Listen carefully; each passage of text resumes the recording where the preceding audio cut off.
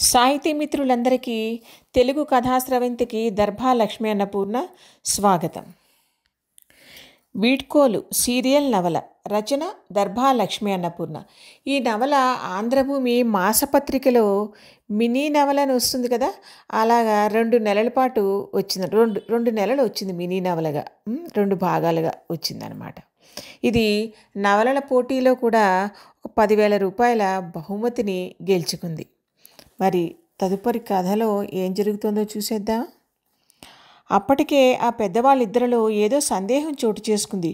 అసలు విషయం ఏదైనా తమ నుంచి దాస్తున్నారా కొడుకు కోడలును? దాస్తున్నారు అంటే అది ఈ పెద్దవాళ్ళని భయపెట్టే విషయమా? అక్కడి నుంచి వాళ్ళ మస్తిష్కంలోకి జరజరా పాకిన అనుమానం వాళ్ళని భయభ్రాంతులని చేసింది.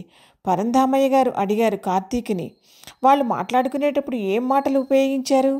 అలా అడగటం తప్పు అని ఆయన తెలివితేటలు హెచ్చరిస్తున్న ఆయనలోని ఆతృత ఆయన చేత అలా చేయించింది. కార్తీక్ కాసేపు జ్ఞాపకం చేసుకోవడానికి ప్రయత్నించి అన్నాడు, క్యాన్సర్ అంటుంటే విన్నాను అని. పరంధామయ్య గారు నిర్ఘాంతపోయారు. చిన్నపిల్లల్ని అలాంటి ప్రశ్నలు వేయటం ఏమిటండి అంటూనే పార్వతమ్మ గారు వణికిపోయారు.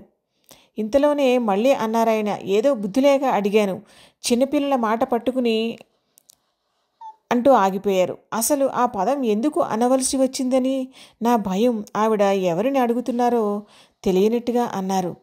ఏమో, నాకు మాత్రం ఏం తెలుసు. అప్పటికే ఆయనకి నిస్త్రాణ లాంటిది వచ్చేసింది. ఆ పదం ఈ ఇంట్లో వినిపించింది అంటే మహా క్యాన్సర్ లాంటి రోగాలకే ఆయుర్వేదంలో మందులు ఉన్నాయని చెబుతున్నారు. నీకొచ్చినది ఎంత అన్నాడేమో శంకరం. ఒక్క నిమిషం ఆయన ఆశావాదంతో ఆలోచించడానికి ప్రయత్నించారు. కానీ ఎక్కడో మనస్సు మూలల్లోంచి కాదేమో అన్న మాట వినిపిస్తోంది. మనిషి ఆశ నిరాశల మధ్య కొట్టుమిట్టాడటం అంటే అక్షరాల ఇదేనేమో అనిపిస్తోంది. మళ్ళీ అందుకేనా శంకరం అంత కంగారుపడి తమ ఇద్దరినీ పిలిపించాడు? వెంటనే ఆయన కళ్ళ ముందు ఈ ఇంటికి రాగానే ఎదురైన దృశ్యాలు మెదిలాయి. వాటి నుంచి ఆయన విషయం ఎంత జటిలమైందో అంచనా వేయటానికి ప్రయత్నించారు. వాళ్ళు చాలా దిగులుగానే కనిపించారు. కొడుకు కోడలు వచ్చేదాకా వాళ్ళకి క్షణాల యుగాల్లా గడిచాయి. నాయనమ్మ తాతయ్య, నేను చెప్పినట్టు అమ్మకి నాన్నకి చెప్పొద్దే అని కార్తీక్ భయంతో ఇద్దరినీ బ్రతిమలాడాడు. వాడికి అలాగేనని ధైర్యం చెప్పారు వాళ్ళు. బయటికి వెళ్ళిన ఆనంద్ శశిరేఖ వచ్చారు. ఎక్కడా కళ్ళల్లో జీవం లేనట్టుగా నీరసంగా వస్తున్న వాళ్ళిద్దరినీ చూస్తుంటే పెద్దవాళ్ళకి గుండెల్లో దడ మొదలైంది. పెదవి విప్పి ఏం అడగాలన్నా భయంగా ఉంది. లోపలికి వచ్చిన ఆనంద్ శశిరేఖలు 2 నిమిషాల తర్వాత పెద్దవాళ్ళిద్దరూ తాము బయటికి వెళ్ళేటప్పుడు ఉన్నట్టుగా లేరని గ్రహించారు. నిశ్శబ్దంగా ఉన్నారు. ఎలాగో పార్వతమ్మ గారు పెదవి కదిపారు. గుడికి వెళ్ళొచ్చారా శశి అంటూ. వెళ్ళాము. గోడకి చెరగిలబడి కింద నిస్త్రాణగా కూర్చుండిపోయిన కోడలి వైపు నిశితంగా చూశారావిడ. కొడుకు వైపు కూడా చూడాలంటే భయంగా ఉంది ఆవిడికి. విషయం తెలుసుకోవాలని వాళ్ళ మనసు కంగారు పెట్టేస్తోంది. కానీ ఎలా ప్రారంభించటం? క్యాన్సర్ అన్న పదం ఉపయోగించడానికే భయంగా ఉంది. ఇంతలో జరిగిందా సంఘటన. పార్వతమ్మ గారు సోఫాలో కూర్చుని ఉన్నారు. ఆనంద్ చప్పున వచ్చి తల్లి ఒడిలో తల పెట్టుకుని కూర్చుండిపోయాడు కింద. అమ్మా అంటూ. అది పిలుపులా లేదు, ఎక్కడో అగాధాలలోంచి వినిపిస్తున్న ఆర్తనాదంలా ఉంది. అమ్మా, నన్ను మృత్యువు కబళించేస్తోంది. మళ్ళీ నన్ను నీ కడుపులో దాచేయమ్మా అని మనస్సులోనే రోధించాడు ఆనంద్. వయసు వచ్చిన తర్వాత ఎప్పుడూ ఒక అడుగు దూరంలోనే నిల్చుని మాట్లాడే కొడుకు ఒక్కసారిగా తన ఒడిలో తలవాల్చుకునేసరికి ఆ తల్లి హృదయం ద్రవించిపోయింది. ఒక్క క్షణం మాటలు రాని మూగదానిలా అయిపోయారావిడ. కొడుకు తల మీద చెయ్యి వేసి నిమురుతూ ఉండిపోయారు. పరంధామయ్య గారు కూర్చున్న చోట నుంచి లేచి వచ్చి భార్య పక్కన కూర్చుంటూ అడిగారు, నాన్న ఆనందు, ఏం జరిగింది చెప్పు. ఈ నాన్న గుండె దిటవగానే ఉందిలే అన్నారు. ఇక శశిరేఖ తమాయించుకోలేకపోయింది. తను వచ్చి అత్తగారు ఒడిలో తల వాల్చుకుంది. ఉబికి వస్తున్న కన్నీటిని ఆపుకోవటానికి ప్రయత్నిస్తూ. పెద్దవాళ్ళిద్దరూ భయంగా ఒకరి మొహాలు ఒకరు చూసుకున్నారు. వాళ్ళకి కార్తీక్ చెప్పిన మాట నిజం కాబోతోందేమోనన్న భయం మొదలైంది. బ్లడ్ క్యాన్సర్కి మందు లేదు కదూ నాన్న? కొడుకు అలా అడుగుతుంటే ఆ తండ్రికి గుండె ఆగిపోతున్నట్టుగా అనిపించింది. నాన్న బాధతో ఆయన గొంతు ఆక్రోశించింది.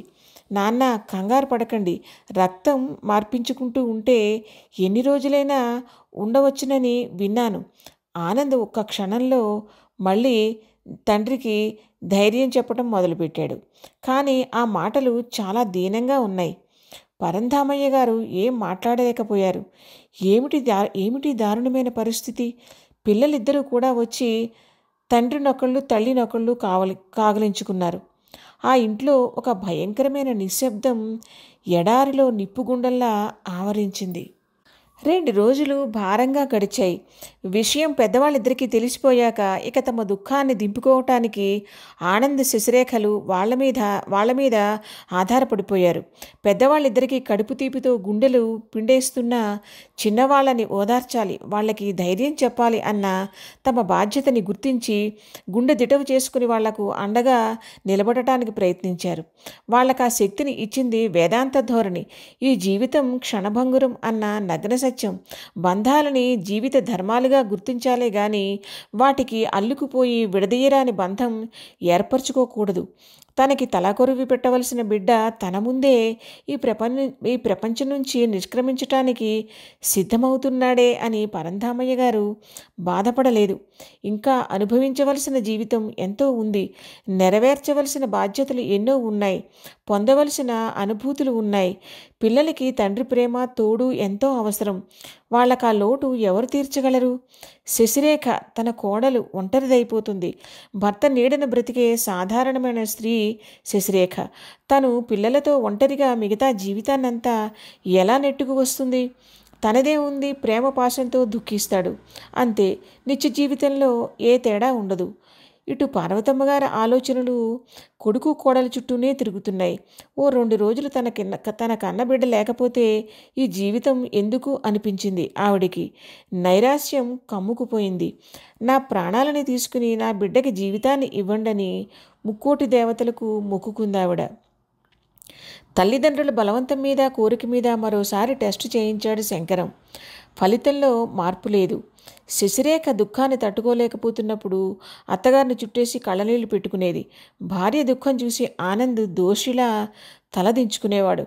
జీవితాంతం తోడు ఉంటానని చెప్పి ఆ అమాయకురాలని 2 పిల్లలతో అర్ధాంతరంగా వదిలేసి ఒంటరిదాన్ని చేసి నిస్సహాయరాల్ని చేసి తను వెళ్ళిపోబోతున్నాడు. తను చేస్తున్నది అన్యాయం కదూ. కానీ బాధ్యుడు మాత్రం తను కాదు. తన పూర్వజన్మ పాపమా? అలా అయితే ఈ అన్యాయానికి పరోక్షంగా తనే బాధ్యుడు. అయ్యో అని అతని హృదయం విలవిల్లాడిపోయేది. లేలేత మొహాలతో ఉన్న పిల్లల్ని చూస్తుంటే ఆనంద్ బాధని తట్టుకోలేకపోయేవాడు. తను కనిపించకపోతే కొన్నాళ్ళు నాన్న గురించి బెంగ పెట్టుకుంటారు. నాన్న ఏరి అని తల్లిని వేధిస్తారు. ఆ తర్వాత కొన్నాళ్ళకి అలవాటైపోతుంది. పిల్లలు ఎలాంటి పరిస్థితులకైనా తొందరగా అలవాటు పడిపోతారు. కానీ అప్పుడప్పుడైనా నాన్న లేని లోటు తెలుస్తూ ఉండదు. ఈ ప్రశ్న అతని మనసులో ఉదయించగానే అప్రయత్నంగానే అతని మనసు కోరుకున్న సమాధానం వాళ్ళకి అప్పుడప్పుడైనా నాన్న లేని లోటు తెలుస్తూ ఉండాలని, తనని తలుచుకుని వాళ్ళు ఒక్క క్షణమైనా బాధపడాలని. నాన్న ఉంటే ఎంత బాగుండును అని వాళ్ళు కొన్నాళ్ళైనా అనుకోవాలి. తాను భౌతికంగా ఈ భూమి మీద లేకపోయినా తన పిల్లల మనస్సులో జ్ఞాపకాల రూపంలోనైనా ఉండిపోవాలి. శశిరేఖ తనని మర్చిపోతుంది అనుకోవటం ఊహకైనా సరికాదు. తనువు మనసు ఒకటై 10 ఏళ్ళు పైన కలిసి జీవించారు. 2 పిల్లలకి జన్మనిచ్చారు. కాబట్టి మర్చిపోవటం అన్నది అసంభవం. పిల్లలు భార్య తను లేని లోటుకి బాధపడాలని కోరుకుంటున్నాడు. ఈ లెక్కని తను. ఆ చిన్నారి హృదయాలు బాధపడటమా? హృదయంలో ముళ్ళు గుచ్చుకున్నట్టుగా అనిపిస్తోంది. మనిషి ఒక్కోసారి ఎంతటి ద్వైధీభావంలో కొట్టుకుపోతాడు అనిపించింది. ఇదైతే అది సాధ్యం కాదు, అదైతే ఇది సాధ్యం కాదు. అయినా రెండూ కావాలని కోరుకుంటుంది మనసు. ఎంత చిత్రమైన కోరికలు ఈ మనస్సువి. ఇంట్లో పెద్దవాళ్ళంతా కలిసి పిల్లలకి విషయం గురించి తెలియకుండా జాగ్రత్త పడాలని అనుకున్నారు. శశిరేఖ ఉదాసీనంగా మారిపోయింది. ఆమెకు ఏ విషయం మీద ఆసక్తి ఉండటం లేదు. ఇంకా చుట్టుపక్కల వాళ్ళెవరికీ ఈ విషయం తెలియదు. కాబట్టి పక్కింటి వాళ్ళు పలకరించినా, ఎదురింటి వాళ్ళు పలకరించినా మాట్లాడుతుంటే వేరే ప్రపంచంలోకి, ఆనందమయ ప్రపంచంలోకి అడుగుపెట్టినట్టుగా ఉంటోంది. ఆనందికి అప్పుడు అనిపించింది, తన విషయం వాళ్ళకి తెలియకుండా ఉంటే బాగుంటుందేమో. అదే మాట తల్లిదండ్రులు శశిరేఖ కూర్చుని ఉండగా అన్నాడు. వాళ్ళకి సబబుగానే అనిపించింది. వాళ్ళెవరూ తీర్చగలిగే కష్టం కాదు. అయినా ఎన్నాళ్ళు సాధ్యపడుతుందో మరి. బయట ప్రపంచంలోనైనా మనసారా నవ్వుకునే అవకాశం ఉంటుందని. ఆనందని చూస్తుంటే మిగతా ముగ్గురికి హృదయం ద్రవించిపోతోంది. శశిరేఖకి అనిపించింది, బయట ప్రపంచంలో మామూలుగా మసలటానికి తనకి చాలా శక్తి కావలసి వస్తోంది. తను నిగ్రహించుకోగలదా? ఆనంద్ శశిరేఖని అభ్యర్థిస్తున్నట్టుగా అన్నాడు. అందరికీ నా కంప్లైంట్ గురించి తెలిసిపోతే ఎక్కడికి వెళ్ళినా దాని గురించే మాట్లాడతారు. నాకు ఈ ప్రపంచం అంతా క్యాన్సర్మయం అయిపోయినట్టు అనిపిస్తుంది. కొన్నాళ్ళైనా ఈ విషయాన్ని దాచగలమేమోనని ఆశ. లేకపోతే ఈ ఆనందమన్న విషయమే మర్చిపోతాడు అని ఒక క్షణం ఆగి మళ్ళీ హఠాత్తుగా ఏదో గుర్తుకు వచ్చినట్టుగా అన్నాడు. నేనెప్పుడూ ఆనందంగా ఉండాలని ఆశించి మా అమ్మ నాన్నగారు నాకు ఈ పేరు పెట్టి ఉంటారు. కానీ నా జీవితం ఇలా అర్ధాంతరంగా విషాదంగా ముగిసిపోబోతోంది. ఏమిటి? తనలో తను అనుకుంటున్నట్టుగా అన్నాడు. శశిరేఖ మాత్రం ఏమని జవాబు చెప్పగలదు? ఆనంద్ ఈ 4 రోజుల్లోనే తన ఆలోచన ధోరణిలో చాలా మార్పు తెచ్చుకుంటున్నాడు అనిపిస్తుంది శశిరేఖకి. భయంకరమైన నిజాన్ని అంగీకరించి స్వీకరించడానికి ప్రయత్నిస్తున్నాడు. ఉన్నంతవరకు ఆనందంగా మంచిగా జీవించాలనే ప్రయత్నంలో ఉన్నట్టుగా అనిపించింది. అతని తల్లిదండ్రులు కూడా ఆ మార్పుని గమనించారు. కానీ దెబ్బతిన్న మనసులో ఏ క్షణంలో ఎలాంటి మార్పులు వస్తాయో ఎవరికి తెలుసు? శశిరేఖకి అనిపించింది, వెళ్ళిపోయే మనిషికి ధైర్యం ఉంటే ఏదో విధంగా సర్ది చెప్పుకోవచ్చు. వెళ్ళిపోయాక ఆ మనిషికి ఏ బాధ తెలియదు. ఆ మనిషితో జీవితాన్ని అల్లుకుని అనుబంధం పెంచుకున్న వాళ్ళకే జీవితం నరకప్రాయం అనిపిస్తుంది. వెళ్ళిపోయిన వాళ్ళ జ్ఞాపకాలతో జీవితాంతం బాధపడాలి. ఈ 4 రోజుల జీవితం భవిష్యత్తును తలుచుకుంటే వెన్నులోంచి వణుకు పుట్టిస్తోంది. ఆనంద్ లేని తన జీవితం ఏమిటో అసలు? దానికి అర్థం ఏమైనా ఉంటుందా? దానికి గమ్యం అంటూ ఏమైనా ఉంటుందా? ఆనంద్ లేకపోయినప్పుడు తన మనసుకి ఏ కోరికలు ఉండవు. కానీ ప్రతి ప్రయాణానికి ఒక గమ్యం అంటూ ఉండాలిగా. ఆనంద్ గమ్యం, తన గమ్యం ఇన్నాళ్ళు ఒకటిగానే ఉన్నాయి. తన ప్రయాణం వేరు కాదు. అలాంటప్పుడు ఆనంద్తో తను వెళ్ళిపోతే వెంటనే పిల్లలు కాళ్ళకి బంధాలే కనిపించారు. ఆనంద్ లేకపోతే తనకి జీవితం లేదు. తను లేకపోతే పిల్లలకి జీవితం ఉండదు. అనాథలైపోతారు. తను బ్రతకాలి. ఆనంద్ తన వెంట లేడు అన్న భారాన్ని మోస్తూ బ్రతకాలి. తప్పదు. ఆలోచిస్తున్న శశిరేఖకి ఒక్కసారి అనిపించింది, ఆనంద్ లేని జీవితాన్ని నేనెలా గడపాలి అని. బాధపడుతోంది అంటే తన జీవితం గురించి తను స్వార్థంతో ఆలోచిస్తోందన్నమాట. ఒక మనిషి సాన్నిహిత్యంలో, సాహచర్యంలో సంతోషం పొందటం, వియోగంలో దుఃఖించటం ఇదేగా ప్రేమకి నిర్వచనం చెప్పేవి. ఏదైనా మనిషి కోరుకునేది తన ఆనందం కోసమేనా? ఇలా పరిపరి విధాలుగా పోతున్నాయి శశిరేఖ ఆలోచనలు. ఏ పని మీద ఆసక్తి లేకుండా కూర్చుండిపోతున్న శశిరేఖని వారించాడు ఆనంద్. అమ్మ ఒక్కరితే అన్ని చూసుకోలేదు. పైగా ఎన్నాళ్ళని ఇలా కూర్చుంటావు? పరిష్కారం లేని సమస్య గురించి పదే పదే ఆలోచించి ఏం లాభం? నా సమస్యకి పరిష్కారం ఒక్కటే. చురుక్కుమని తల ఎత్తి ఆశగా చూసింది శశిరేఖ. నేను వెళ్ళిపోకముందే ఏ సైంటిస్ట్ అయినా నాకు వచ్చిన రోగానికి మందు కనుక్కోవాలి. శరీరంలో ఏ భాగానికి ఏ కంప్లైంట్ వచ్చినా ఆ భాగాన్ని తొలగించి శరీరాన్ని రక్షిస్తారు. కానీ నా రక్తంలోనే ఉంది వ్యాధి.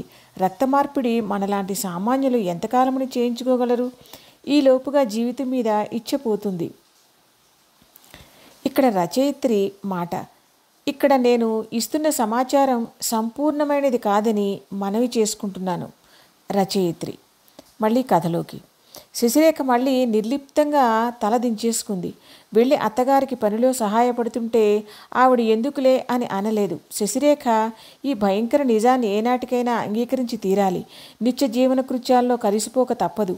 కాలమే అన్నిటికీ మందు వేస్తుంది. చెట్టంత కొడుకు వ్యాధిగ్రస్తుడయ్యాడంటే ముసలి హృదయాలు తట్టుకోలేదు. తండ్రి గుండెకి ఏ ప్రమాదం ముంచుకు వస్తుందోనని ముందు భయపడ్డాడు పాపం. ఈ ప్రపంచంలో ఎవరూ శాశ్వతం కాదు, ముందు వెనక అందరూ వెళ్ళిపోవలసిందే. ఈ నగ్న సత్యాన్ని వంట పట్టించుకోకపోతే ఇలాంటి విపత్కర పరిస్థితుల్లోంచి బయటికి రావడం కష్టం. ఇలా ఆ ఇంట్లో ఎవరి ఆలోచనల్లో వాళ్ళు మునిగిపోయి ఉన్నారు.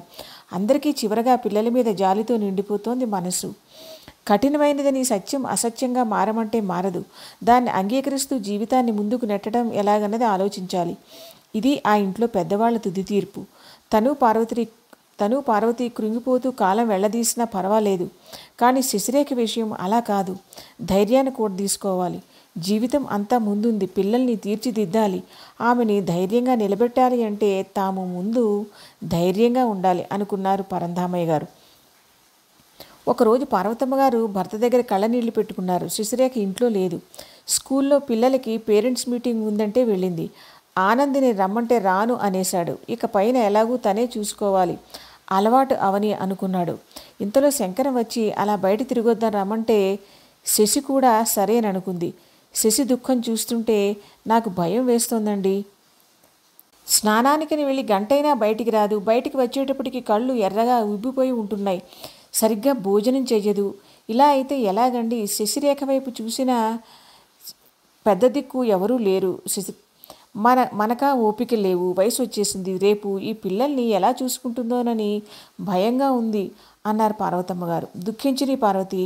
ఆ కన్నీళ్లే ఆమె మనస్సుకి ఓదార్పుని కలిగిస్తాయి. అంతులేని దుఃఖాన్ని గుండెల్లో దాచుకుని బయటికి ధైర్యం నటించిన ఆ మనిషి ఆ దుఃఖంలోంచి పూర్తిగా బయటికి రాలేడు. ఆ భగవంతుడు ఎంతో ఆలోచించే కన్నీటిని సృష్టించాడు. చివరి మాటలు భారంగా నిట్టూరుస్తూ అన్నారాయన. ఆయన మాటలకి ఏం చెప్పాలో ఆవిడికి ఇక అర్థం కాలేదు. అయినా అప్పుడప్పుడు ఓదార్పు మాటలు చెప్పడంలో తప్పు లేదుగా అనుకున్నారు ఆవిడ. సశేషం.